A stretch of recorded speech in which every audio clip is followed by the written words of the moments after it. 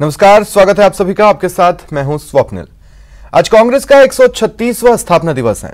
इस मौके पर कांग्रेस पार्टी के नेता कार्यकर्ता शहर शहर तिरंगा यात्रा निकाल रहे। कांग्रेस के स्थापना दिवस की 4 तस्वीरें आपकी टीवी स्क्रीन पर है। पहली अलवर की, फिर जयपुर, अजमेर और कोटा की भी तस्वीरें, जहां कांग्रेस ने अपना स्थापना दिवस मनाया। वरिष्ठ कांग्रेसी चेहरे, दिग्गज कांग्रेसी चेहरे इन जगहों पर नजर आए ध्वजारोहण करते हुए।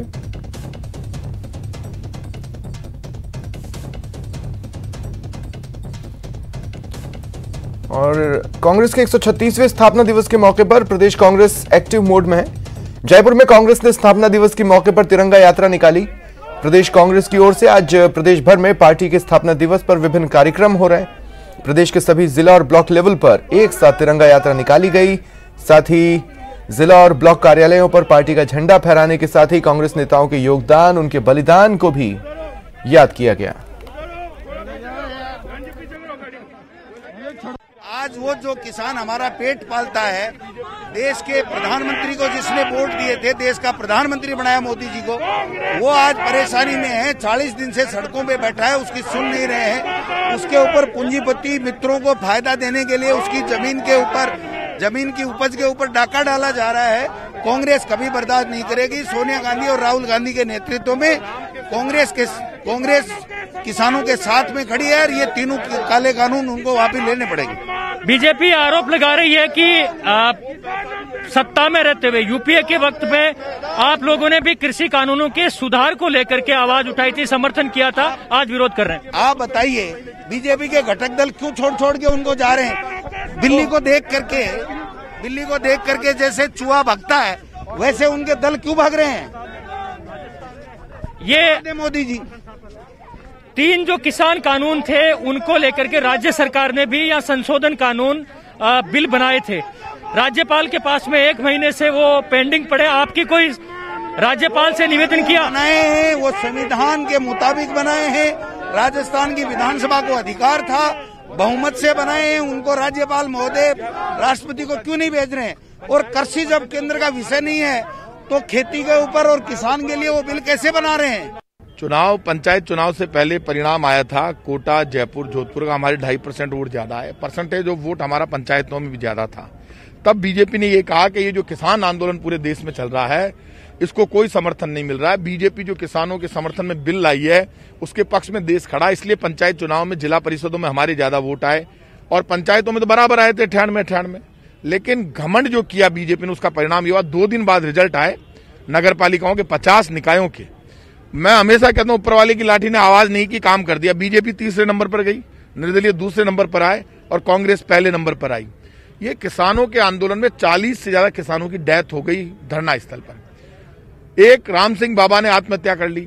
एक फायदा आज तक बीजेपी के नेता किसान बिल से बता नहीं पाए। लेकिन पूंजीपतियों के दबाव में, जिनके आपने 6 लाख करोड़ से ज्यादा कर्जा माफ कर दिया, आप ये बिल लेकर आए हैं। किसानों ने बिल मांगा नहीं, किसानों ने कहा नहीं कि आप बिल लेकर आओ। फिर भी आपका इतना घमंड कहां गया? आपका signing India, make in India. आपका जब विरोध करते हैं तो आप कहते हैं ये खालिस्तानी है, ये उग्रवादी हैं, ये टुकड़े टुकड़े गैंग के सदस्य हैं। आप हिंदू, मुसलमान, सिख, ईसाई, आज ये सब सड़क पर बैठा है। ये किसान हर घर में है और किसान से आप लड़ना चाहते हो। हिंदुस्तान की आवाज है, ये अवाम की आवाज है और इस आवाज को आज तिरंगा यात्रा कांग्रेस के स्थापना दिवस पर हमने यहाँ निकाली है।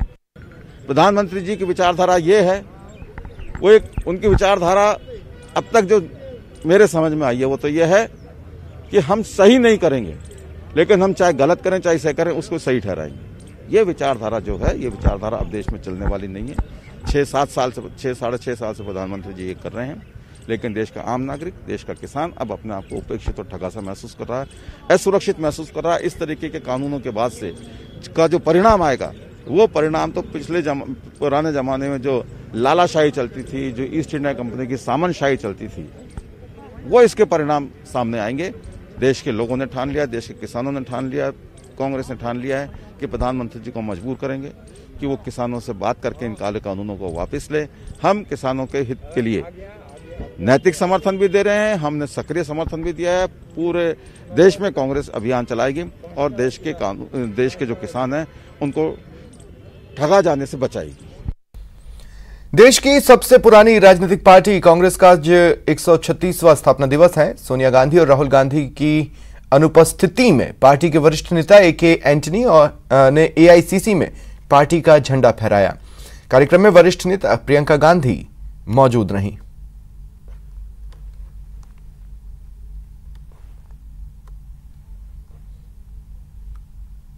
सरकार को किसानों की आवाज सुननी चाहिए।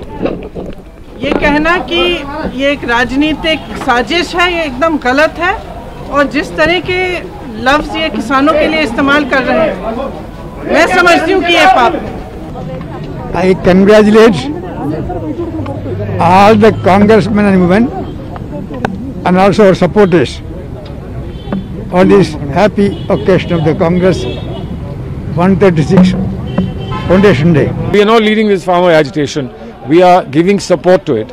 It's an organic protest movement by the farmers themselves. We support it. Ideologically, we believe they have a right to claim what they are asking for, and therefore we support it. It's not an agitation that we are leading. We don't want to take the credit away from the farmers. जमीन पे देखिए 60 साल में क्या हुआ और उसका फल उनको मिला है, तभी तो वो आज मोदी जी भी क्या है 13 साल चीफ मिनिस्टर थे और बहुत से बीजेपी के लोग भी थे और वाजपेयी जैसे बड़े नेता उनके इस देश के प्राइम मिनिस्टर बने। ये इस माहौल को रखना, इस डेमोक्रेसी को जिंदा रखना, संविधान के तहत देश में गवर्नेंस करना, ये सब अचीवमेंट कांग्रेस का है। This present day of turmoil of farmers' agitation, we are observing 136th birth anniversary of Great Indian National Congress Party. Throughout the country, from block committee to district committee to state committee, we are observing Tiranga Yatras and other different type of functions to celebrate this 136th birthday of Indian National Congress. और इधर school खोलने पर शिक्षा मंत्री action में है। शिक्षा मंत्री गोविंद सिंह डोटासरा ने कहा स्कूल खोलने पर सरकार विचार कर रही है, अन्य राज्यों से भी विचार कर रहे हैं, मामले पर गंभीरता से फैसला लिया जाएगा। स्कूल,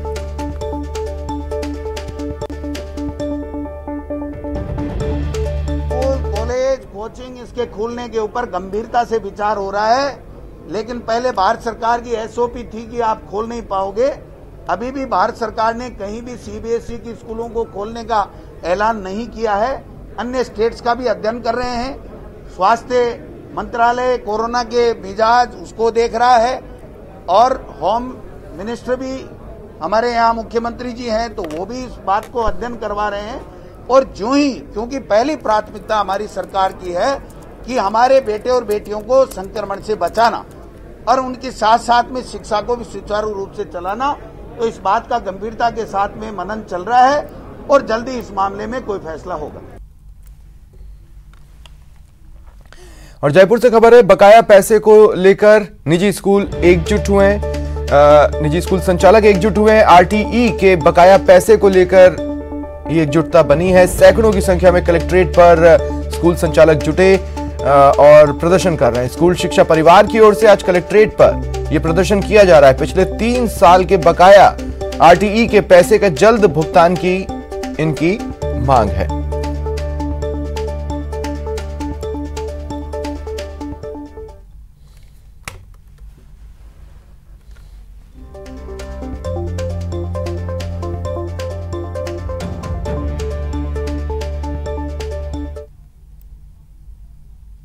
का जो भुगतान है वो इन्हें नहीं मिल रहा है, लिहाजा सरकार के आर पार का आंदोलन का ऐलान जो है वो स्कूल संचालक कर चुके हैं। आज स्कूल शिक्षा परिवार के बैनर तले ये जो तमाम स्कूल संचालक हैं वो आपको तस्वीरों में नजर आ रहे हैं। जिला कलेक्ट्रेट पर जुटे हुए हैं। जयपुर में करीब 5000 स्कूल संचालक हैं जो कि यहाँ इस आंदोलन में शामिल हुए हैं। तो प्रदेश भर से भी जो है जो स्कूल संचालक वो इस आंदोलन में अपनी मांगे उठा रहे हैं। क्या कुछ इनकी समस्याएं हैं, क्या मांगे हैं इनकी, जो स्कूल शिक्षा परिवार के अध्यक्ष हैं उन्हीं से बात करने की कोशिश करते हैं। किस तरह की मांगे है सर, क्या बातचीत हुई अभी तक? सर बेसिकली हमारी मांग ये है कि आरटी का पैसा जो हमारा 2 साल से अटका पड़ा है वो मिले। जब तक वो नहीं मिलेगा तो स्कूल की स्थिति बहुत ज्यादा खराब है। पहले तो पेरेंट्स फीस नहीं दे पा रहे हैं, वो गरीब भी हैं, उनसे ले भी नहीं सकते हम लोग, पर हम चाहते हैं सरकार तो हमको भुगतान दे ताकि अपने टीचर्स को वेतन दे सके। तो एक तो 800 करोड़ रुपए का जो हमारा भुगतान है पहले का वो मिले। तो बात 19-20 के बारे में सरकार के मंत्री जी का कहना है कि 9 महीने से स्कूल बंद है तो नहीं देंगे, उचित नहीं। हम ऑनलाइन एजुकेशन दे रहे हैं, जो भी व्यवस्थाएं हैं, तो कम से कम सरकार हमको भुगतान जारी करे। और स्कूलें खोलने के आप देखो पेरेंट्स आए हुए, मैं आपको मिलाना चाहूंगा, पेरेंट्स खुद करें, जहां गांव में कोरोना कम है या जहां है ही नहीं, कम से कम वहां तो स्कूल खोलने की अनुमति दी जाए। अभी कक्षा 9 से लेकर के जो ऊपर की कक्षाएं हैं उनको शुरू करने की बात जो है सरकार की तरफ से कही गई है, इसे लेकर के क्या कहना चाह रहे हैं आप? सर देखिए, 9 से 12 व्यवहारिक रूप से पॉसिबल नहीं है। अकेला 3 क्लास के बच्चे 20 किलोमीटर 25 किलोमीटर से आते हैं तो हमारी गाड़ी का खर्चा नहीं निकल पाता। हम चाहते हैं उनके छोटे बहन भाई अन्य बच्चे जो उनके साथ आ सकते हैं छोटी क्लासों के, वो ट्रायल बेसिस पे आ जाए ताकि उन बच्चों को भी शिक्षा दी जा सके। तो यहाँ पर जो स्कूल संचालक और भी आए हैं, आपकी स्कूल चलती है? आपकी स्कूल चलती है यहाँ? जी हाँ। अच्छा, किस तरह से समस्याग्रस्त हैं बाकी के जो आप देखते हैं कि स्कूल संचालक हैं, वो किस तरह की परेशानी से जूझ रहे हैं? समस्या यही है कि आर्थिक संकट आ गया है, पैसे की कमी पड़ रही है। समस्या तो है ही है, आरटी का भुगतान हो जाए या स्कूल स्टार्ट हो जाए, थोड़ा फायदा होगा, आसानी रहेगी, और बच्चों के लिए भी फायदा है ताकि बच्चे बेचारे शिक्षा से महरूम है तो उन्हें भी शिक्षित किया जा सके। आप यहाँ पर अभिभावक के तौर पे शामिल हुए हैं कि स्कूल संचालक के तौर पे हुए हैं? मैं जानना चाहता हूँ किस तरह की स्कूल है आपकी और किस तरह की एक स्कूल संचालक की समस्या है? इसमें सबसे पहले क्या है कि 10 महीने से स्कूल नहीं खुली तो आर्थिक स्थिति हमारी कमजोर हो गई। आरटी से कितना भुगतान आपके स्कूल को मिलता है, कितना रुक गया है जिससे आपको लगता है कि आर्थिक परेशानी आप बनाई? 19-20 की दोनों किस्तें रुकी हुई है, आरटी की 19-20 की दोनों किस्तें रुकी हुई हैं, और टीचरों का पेमेंट पिछला बकाया दे नहीं सके। मैं ये कहूँगा तो जल्दी से जल्दी स्कूल को खोला जाए।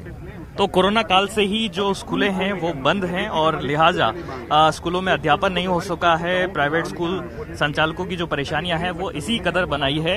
लिहाजा अब इनका कहना है कि जो स्कूलें हैं उनको जल्द से जल्द खोलने की स्वीकृति है वो सरकार जारी करे, साथ ही में जो आरटी का भुगतान बाकी है उसे भी जल्द से जल्द जारी किया जाना चाहिए। कैमरा पर्सन घनश्याम के साथ महेश दाधी, न्यूज़ 18 जयपुर। हमारे जो छोटे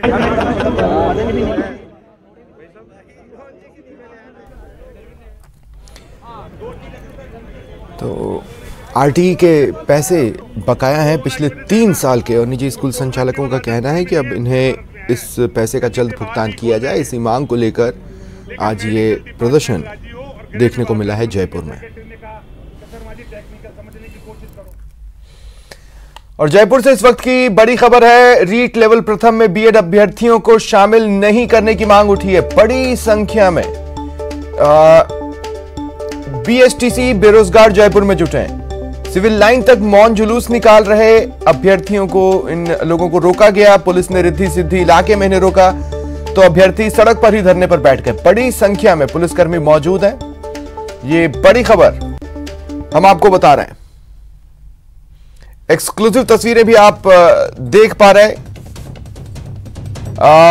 आप देखेंगे इनके हाथ में इनकी बातें, जो ये कहना चाहते हैं उसको लिखे हुए कागज हैं जिन्हें ये लहरा रहे हैं, दिखा रहे हैं। हम हमारा हक मांग रहे हैं, ये वो इन कागजों पर लिख कर लाए हैं।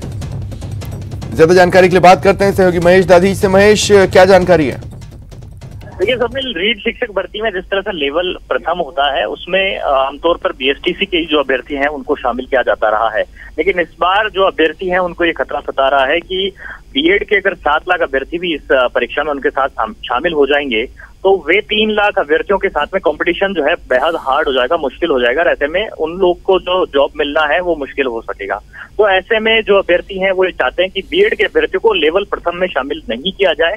इस मांग को लेकर के आज राजधानी में अभ्यर्थी जुटे हैं। रिद्धि सिद्धि इलाके से लेकर के सिविल लाइन तक पहुंच रहे हैं, मौन जुलूस निकाल रहे हैं, लेकिन पुलिस ने उनको रोका है।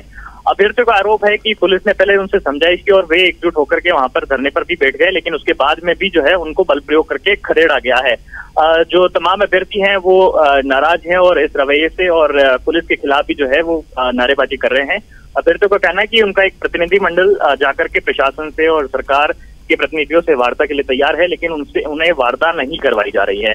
तो अभी जो अभ्यर्थी हैं वो लगातार आंदोलन पर बने हुए हैं, धरने पर बने हुए हैं और जो अपनी मांगे हैं उसे लेकर के चाहते हैं कि किसी प्रकार की जो वार्ता है उससे उसका हल और उसका निस्तारण हो सके। जी स्वप्निल। फिलहाल इनकी वार्ता नहीं हो पाई है, इन्हें रोका गया, वो वहीं पर बैठ गए। इसके बावजूद भी बातचीत की कड़ी कोई राह नहीं पकड़ पाई। कोई खास कारण अभी तक? देखिए, पहले एक प्रतिनिधि मंडल के लिए कहा गया है पुलिस की तरफ से इनको कि एक प्रतिनिधि मंडल जाए, आपका शिक्षा मंत्री से वार्ता की जा सकती है। और फिलहाल अभी क्योंकि आज कांग्रेस का स्थापना दिवस है और इसमें इस कार्यक्रम में भी ज्यादातर मंत्री जो है वो बिजी हैं, लिहाजा वार्ता जो है उस तरह से नहीं हो पा रही है। तो ऐसे में जो अभ्यर्थी हैं उनको कुछ समय के लिए यहाँ पर रोका गया है। शांतिपूर्वक तरीके से वे अपना आंदोलन कर सकते हैं, लेकिन जो अभ्यर्थी हैं वो चाहते हैं कि जल्द से जल्द उनकी मुलाकात कराई जाए और इस मामले के संबंध में उन्हें जो ठोस आश्वासन है वो मिल सके। अभ्यर्थी इस बात से आशंकित हैं कि बीएड के जो अभ्यर्थी हैं अगर उनको शामिल कर दिया जाएगा तो उनके हितों पर कुठाराघात हो जाएगा। तो ऐसे में अभी तक हालांकि विज्ञप्ति नहीं आई है, ना सरकार की तरफ से ऑफिशियली कोई घोषणा हुई है, लेकिन शिक्षा मंत्री ने भी इस मामले में कहा था कि एनसीईआरटी। ठीक है, चलिए, शुक्रिया तमाम जानकारी के लिए।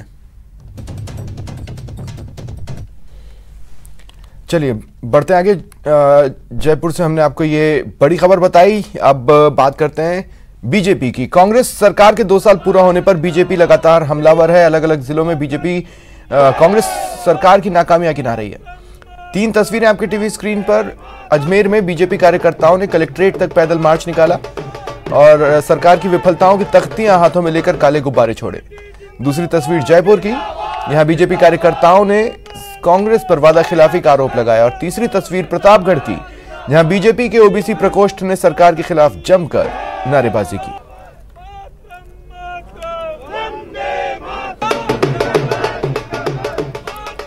और जयपुर में बीजेपी ओबीसी मोर्चा ने प्रदर्शन किया। सरकार के 2 साल को नाकाम बताते हुए ये विरोध प्रदर्शन किया गया। सिविल लाइन फाटक तक रैली निकाली गई। इस दौरान जमकर नारेबाजी भी की गई।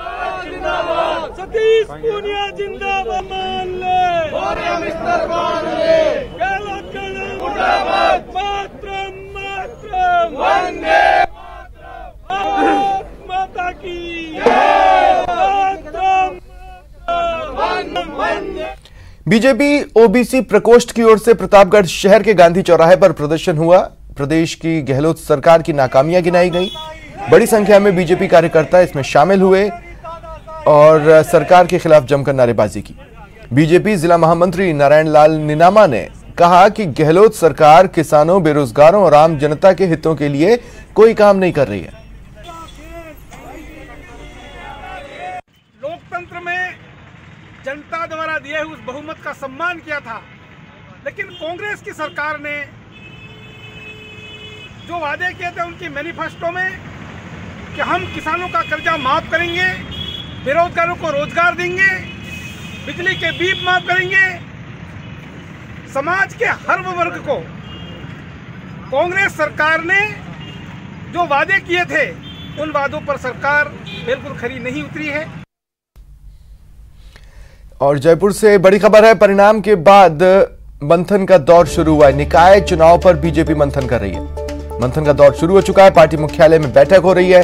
भरतपुर संभाग के पदाधिकारियों के साथ मंथन किया जा रहा है। निकाय चुनाव में क्या हार के कारण रहे, इनकी समीक्षा की जा रही है। भाजपा प्रदेश अध्यक्ष सतीश पूनिया फीडबैक ले रहे हैं भरतपुर संभाग का। और ज्यादा जानकारी के लिए बात करते हैं सहयोगी सुधीर से। सुधीर, क्या जानकारी है?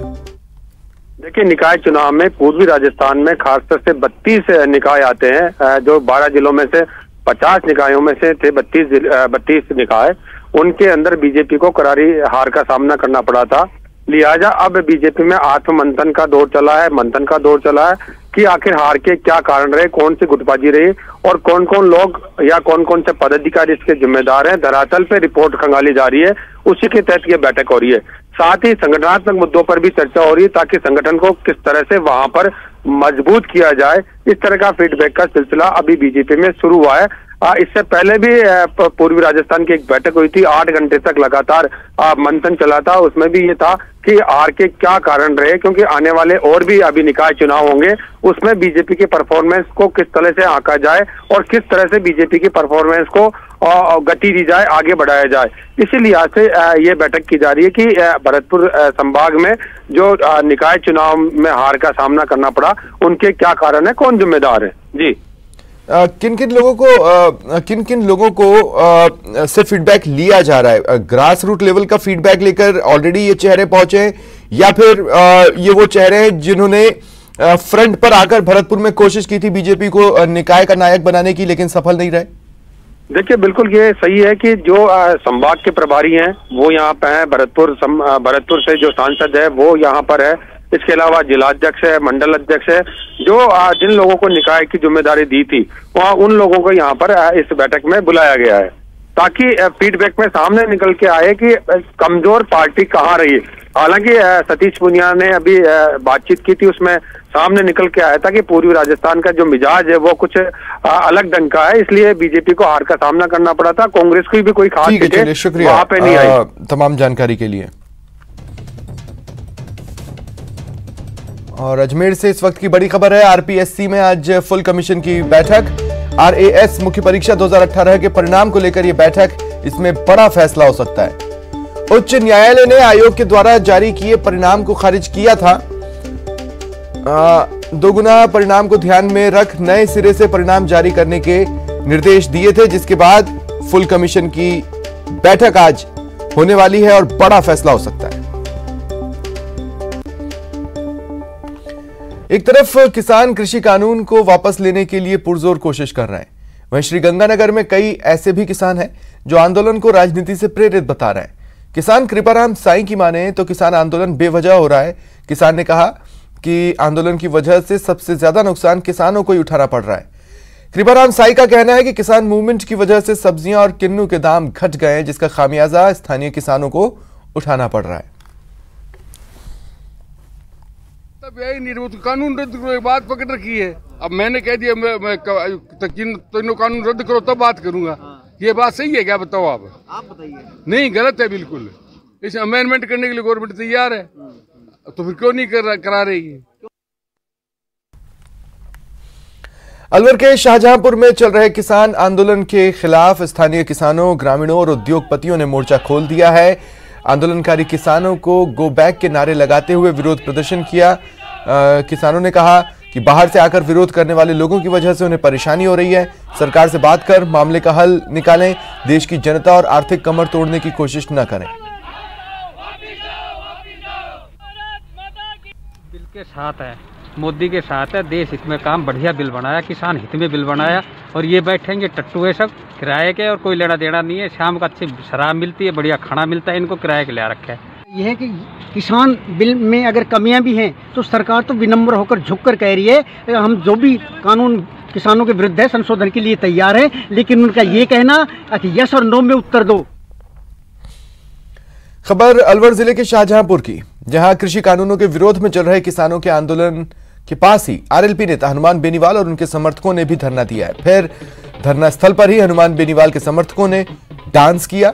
डांस करने का वीडियो सोशल मीडिया पर वायरल है, जिसमें बेनीवाल समर्थक जमकर डांस करते दिखाई दे रहे हैं। बता दें, हनुमान बेनीवाल 26 दिसंबर से शाहजहांपुर में धरने की घोषणा किए हुए हैं, इसलिए बेनीवाल खुद अपने समर्थकों के साथ धरना स्थल पर दिन में आते हैं, बैठते हैं और रणनीति बनाने के बाद गांव या होटल में ठहर कर आगे आंदोलन की व्यूह रचना बना रहे हैं। उन्होंने 29 दिसंबर को किसानों की सरकार से होने वाली बातचीत के बाद आगे रणनीति बनाकर आंदोलन की घोषणा की हुई है। वो अपना एनडीए से नाता तोड़ ही चुके हैं।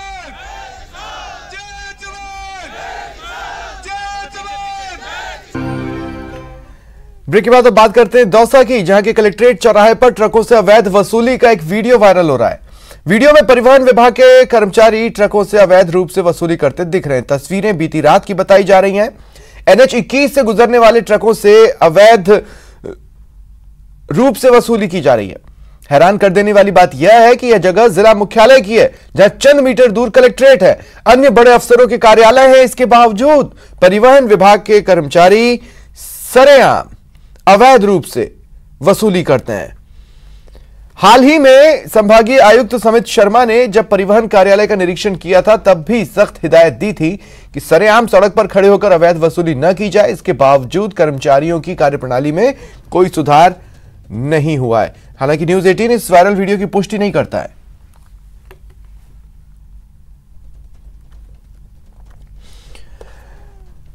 और बात करते हैं कोटा की, जहां के मकबरा इलाके में 3 दिन पहले चाकू मारकर हुई कांग्रेस नेता के 15 वर्षीय बेटे की हत्या मामले में पुलिस ने एक नाबालिग को निरुद्ध किया है। पुलिस ने इसके कब्जे से हत्या में उपयोग चाकू और स्कूटी बरामद की। मामले में अन्य नाबालिग के शामिल होने के एंगल से भी जांच की जा रही है। पुलिस ने बताया हत्या में प्रयुक्त चाकू चाइनीज चाकू है। नाबालिग ने चाकू से प्रिंस के गले पर वार किया था, जिससे उसकी अस्पताल ले जाते समय मौत हो गई थी। थाना क्षेत्र में प्रिंस जोशी नाम के लड़के की चाकूबाजी में हत्या हो गई थी। 2 इसमें इंजर्ड हुए। अभी जांच चल रही है, उसमें जो है अभी एक की ही भूमिका सामने आ रही है। खबर झुंझुनू जिले की, जहां के गुढ़ा मोड़ पर हाई मास्क लाइट के लिए बनाए गए सीमेंट के फाउंडेशन के कारण आए दिन हादसे हो रहे हैं। बीती रात एक बार फिर एक ट्रक पिलर से टकरा गया, क्षतिग्रस्त हुआ। गनीमत रही कि जानमाल का नुकसान नहीं हुआ। बता दें 2 दिन पहले ही इस पिलर के कारण सड़क हादसा हुआ था, एक युवक की जान गई थी। आए दिन हादसों के बाद भी न तो प्रशासन न ही नगर परिषद की नींद खुली है। गुढ़ा मोड़ चौराहे के बीच में फाउंडेशन बना है 3x3 का, जिसके ऊपर साल भर पहले लाइट लगी हुई थी, जिसे एक कंटेनर की दुर्घटना की वजह से वो लाइट टूट गई, जिसके बाद ना तो प्रशासन ने इसको दुरुस्त करवाया और ये फाउंडेशन है, ये हादसों का घर बन चुका है। यहाँ पे अभी 10 दिन के अंदर 4 या 5 हादसे हो चुके हैं। परसों वाले हादसे में एक युवक की जान भी जा चुकी है और कल रात को भी एक एक्सीडेंट हुआ है, जो ट्रक अभी भी मौजूद है, रोड के बीचों बीच खड़ा है। बात जैसलमेर की, जहां रामगढ़ इलाके में एक बोलेरो ने बाइक सवार को टक्कर मार दी। टक्कर में बाइक सवार 3 युवक घायल हो गए। हादसे की जानकारी मिलने के बाद वहीं मौजूद मजदूरों ने बोलेरो रुकवाई और घायल को सामुदायिक स्वास्थ्य केंद्र पहुंचाया। तीनों घायलों की हालत को देखते हुए जैसलमेर रेफर किया गया। रामगढ़ पुलिस मौके पर पहुंची, जांच शुरू की। दुर्घटनाग्रस्त दोनों वाहनों को पुलिस सुरक्षा में लिया।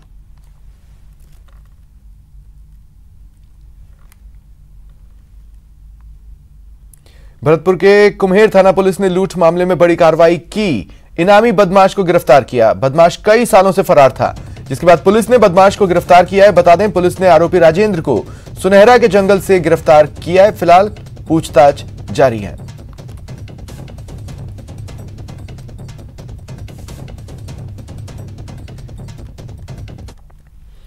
झुंझुनू के खेतड़ी में उन पुलिस अधिकारियों और जवानों को सम्मानित किया गया जिन्होंने पपला गुर्जर गिरोह के सदस्य बलवीर गुर्जर को पकड़ने में सफलता हासिल की।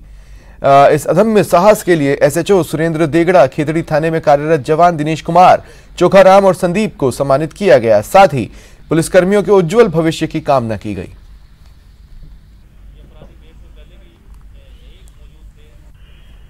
गांव समाज के लोग हमें सम्मानित कर हमारा मनोबल बढ़ाते रहें और हम इनके जो अपेक्षा है उन पर खरे उतरें और भविष्य में भी खेतड़ी थाना पुलिस इस तरह जो वांछित अपराधी है उनका निरंतर पीछा कर उनको दबोचेगी। रुकते हैं ब्रेक के लिए।